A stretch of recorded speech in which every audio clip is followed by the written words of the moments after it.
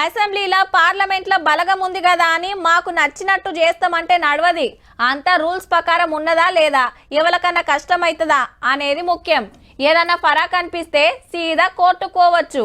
ఇగో గిట్లా వక్ఫ్ బోర్డు చట్టం మీద సెంటరోళ్లకు నోటీసులు పంపింది సుప్రీంకోర్టు. మొన్న పార్లమెంట్ లా కొత్త రూల్స్ తెచ్చిండ్రు కదా, అది కొట్టేయాలని కొందరు కోర్టుకు పోయినరు.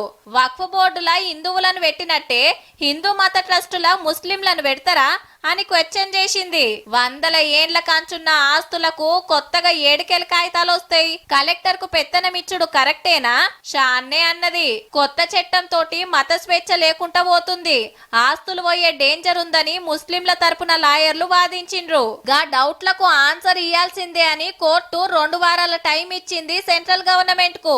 పార్లమెంట్ లో చేసిన చట్టం కరెక్ట్ కాదని దేశమంతా నిరసనలు జరుగుతుంటే బెంగాల్లోనైతే నెరి ఆస్తులు గాలబెట్టుడు, దుక్నాల మీద రాళ్లేసుడు నడుస్తుండే వరకు ఆగమాగముంది.